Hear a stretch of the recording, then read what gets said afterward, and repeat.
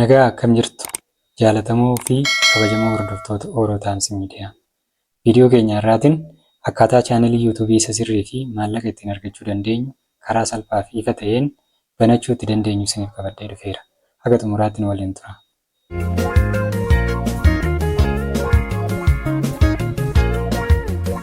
Tole hordoftoota keenya, ani laaptooppiidhaan isinitti agarsiisa. Bilbila keessaniin ilaaluu yoo barbaaddan Google Chrome seentanii yuutuubii keessan erga banattanii booda gara gubbaatti tuqaa sadan irra gadee jirtu tana tuquudhaan deeskitoop saayit yookiin immoo riikwaast deeskitoop saayit kan jettu tana irratti raayit gochuun gara deeskitooppitti jijjiirachuun waan an dabarsu hunda ilaaluu dandeessan jechaa amma kallattumaan gara dhimma keenyatti dabarra. Jalqaba yuutuubii banachuuf kan isin barbaachisu Gmail yookiin immoo Google akkaawuntiidha. Gmail akkaawuntii isa sirrii yoo hin qabaanne viidiyoo akkaataa Gmail isa sirrii itti banachuu dandeessan barsiisu kana dura waanan hojjedheef liinkii gadii jala isiniif kaa'eera. Banattanii ilaaluu dandeessu. Yookiin chaanalii keenya irratti kilik gootanii waan nuti gadhiifne hunda ilaaluu dandeessu. Jalqaba biraawuzarii itti fayyadamnu banannaa. Erga isa banannee booda asumnee iddoo seerchii jiru kanarratti Gmail saayinii kan jiru kana xuqnaa. Erga xuqnee booda nuu fidaa kana booda saayin in jennaan jechuudha. Saayin in jenneen seennee jirra jechuudha. Erga seennee raawwannee booda duubatti deebinee raawwanneetti bakki Google yookaan YouTube jennee to'e barbaanna jechuudha. YouTube kana booda anuma jalqaba irratti dhufte kana YouTube jedhu hooma jedhu kana nu dhufaa. Isuma kana kilik goona. Kilik erga goone booda haala kanaan nu dhufaa. Nuyi iimeelii yookiin immoo Gmailii haaraa reefuu banne waan ta'eef amma wanni kana dura ilaallee hin jiru waan ta'eef haala kanaan nu dhufa. Kanaafuu haaraa banachuu barbaanna. Maal goonaa iddoo bakka akkaawuntiin keenya jiru kun piroofaayiliin keenya bakka jiru kana dhufnee kilik goona jechuudha. Erga kilik goone booda asitti irra gadee kana wanta baay'ee jira. Isaan kana keessaa dhufnee maannaa iddoo kiriita chaanel jettu kana xunnee jira. Kaayyoon keenya yuutuubii haaraa banuudha waan ta'eef jechuudha. Kana booda kiriita akkaawuntii akka jenneen haala kanaan nu dhufaa. Erga haala kanaan nu dhufee booda asitti maqaa chaanalii keenyaa eenyu jettanii banachuu barbaaddoodha. Maqaa keessan ani asitti Harartuu jedheetanan banachuu barbaada. Kana booda asitti immoo haandilan jedhamtu jirti. Asitti baay'ee kun maqaa chaanalii yuutuubii ittiin banachuu barbaanne iddoon kun immoo haandilan jedhamtu jira. Ashaaraa akka ashaaraatti yookiin immoo akka mallattootti nu bicha kan bakka buutu jechuudha. Kanaafuu maal goonaa yoo barbaanne maqaa kanas jijjiirachuu dandeenya. Haandilan jedhu kanas jijjiirachuu barbaanna. Ani garuu amma jijjiirachuu waan hin barbaanneef anumaan inni nuu kenna kana fudhadhee tanan kireet chaanel jedhu kanan irrattan kilik godha jechuudha. Isin garuu jijjiirachuu dandeessu. Maqaa jijjiirachuu dandeessu. Chaanelii barbaadan maqaa barbaadaniin jijjiirachuu dandeessu. Wanti isin dhowwu hin jiru jechuudha. Ani garuu kanuma inni naa bane kana fudhadha jechuudha. Kana booda haala kanaan naa banee jira. Amma akkaawuntii keenya banannee irraa kan nu ofumaanidha seetingii keenya sirreessudha jechuudha. Maal goonaa iddoo akkaawuntiin keenya jiru kana dhufneetti seetingii keenya sirreeffanna jechuudha. Wanta baay'ee jira as keessa view your channel kan jiru jira. Google account, switch account, sign out, YouTube studio kan jiru kana jira. Ishee kana keessaa seetingii baay'ee barbaachisaa kan jedhamu YouTube keessatti YouTube studio kan jedhamu kana ishee kana xunna jechuudha. Kabajamoo daawwattoota keenya akkuma amma isin argaa jirtan kana welcome to YouTube studio nu jedheera. Haala kanaan nu simateera. Kana booda dhufneet idduma kanatti maannaani continue kan jedhu kana xunnaa. Erga kana xunne booda asitti gadi dhufnee raawwannee karaa bitaa kanarra gara chaaneliin keenya jiru kana seetiin kan jiru kana xunna jechuudha. Erga seetiin kan jiru kana xunne booda waan kanatu nu dhufaa. Seetiin keenya jala general channels upload defaults permission community agreement san jedhu jira. Kana booda isaan kana tokko tokko ilaalla jechuudha. General jedhu kana keessa dhufnee raawwannee currency kan jedhu jira. Kana jechuun gara fuulduraatti qarshiitu hojjettanii booda maallaqa gosa kamiin akka isinii kennamu barbaaddu yookiin immoo akka isinii ol kaa'amu barbaadduudha. Inni akkasii default maal jedhee US doolaariidhaan lafa kaa'ee jechuudha. Gara barbaannetti jijjiirachuu dandeenya. Paawundii ta'uu barbaanne bakka maallaqoota biyyoota garaagaraa jira jechuudha. Gara barbaannetti jijjiirachuu dandeenya jechuudha. as keessa South Africa gara barbaadanitti jechuudha. Mi'aan ammaaf USA doolaara dheetuun isaa jireen kana jireenya booda kanaaf uummanni chaanelaan jedhu kanan tuqaa. Chaaneliin jedhu kana keessatti wanna baay'ee barbaachisaa jechuudha. Wanna baay'ee seetingii baay'ee barbaachisaadha. Seetingii kana bira dhufnee maanne beezik infoormeeshinii kan keessatti country of residence jedha. Itoophiyaadhaan ala biyyoota biraa filachuu dandeenya jechuudha.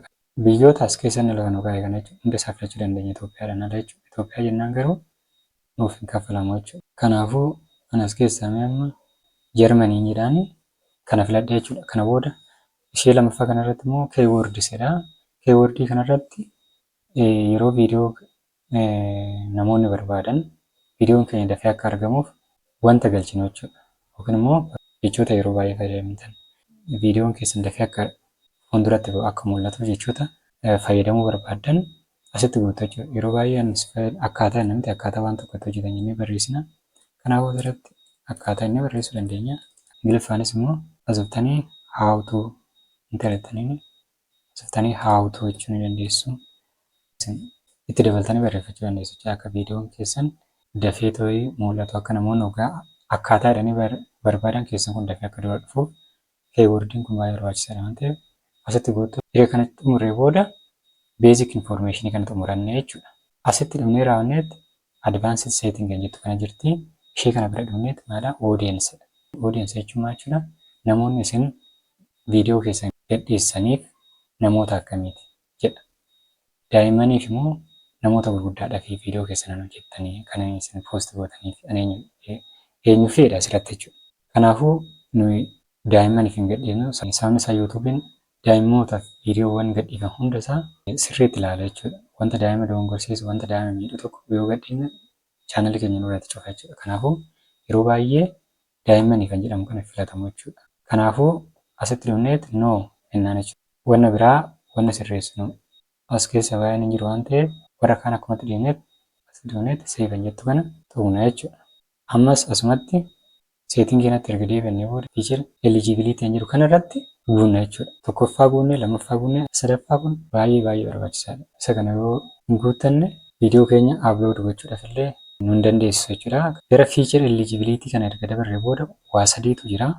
Standard features, intermediate features, advanced features kan jedhu kana jira. Kabajamoo daawwattoota keenya seerri yuutuubii yeroo yerootti jijjiirama. Kan duraanii jira sadan kana hunda haala salphaadhaan bananna ture. Amma garuu inni hafeera. Yuutuubiin seera baay'ee cimseera jechuudha. Inni duraatti deebinee yeroo guunnu maanni inni duraa ofuma isaatti enabled nu ta'ee jira jechuudha. Inni duraa enabled nu ta'eera. Inni duraa enabled nu ta'uu isaatiif wantoonni argannu maanni viidiyoo upload gochuu hin dandeenya. Playlistii create gochuu hin dandeenya. Add collaboration to playlist. Add new videos to existing playlist kana gochuu hin dandeenya jechuudha. Kanaafuu inni duraa ofuma isaatti enabled nu ta'eera jechuudha. Kanaafuu anaaf maanni isa lammaffaa kana. Isa lammaffaa kana immoo intermediate features kan jedhu jira.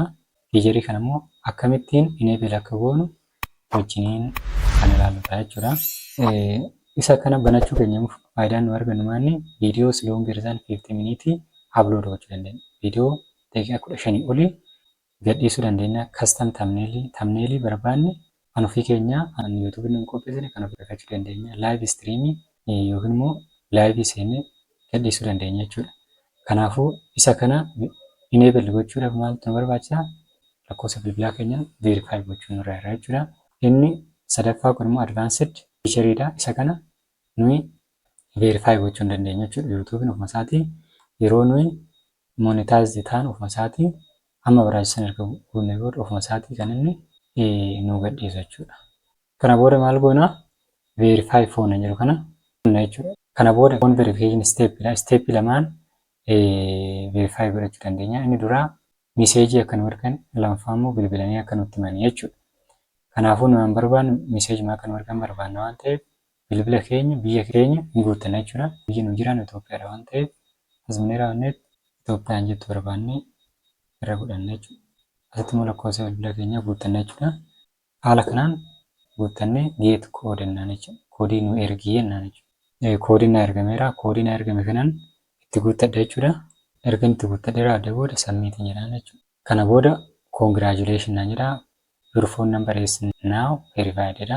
kabajamoo hordoftoota keenya haala kanaan yuutuubii isa sirrii kan qarshii itti hojjechuu dandeenyu bananneerra jechuudha.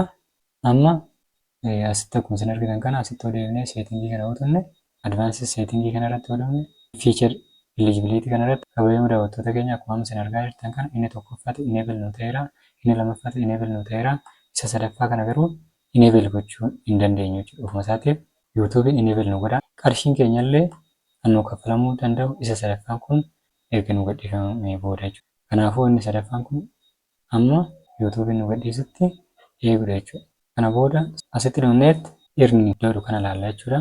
Yuutuub irraa karaa garaagaraa maallaqa hojjechuu dandeenya. Inni duraa beeksisoota garaagaraa ilaaluudhaan jechuudha. Viidiyoo nu gadhiisu kana odoo hin taane yuutuubii mataa isaatiin ads kan jedhu osoo viidiyoo ilaalaa jiru nurratti gadhiisa.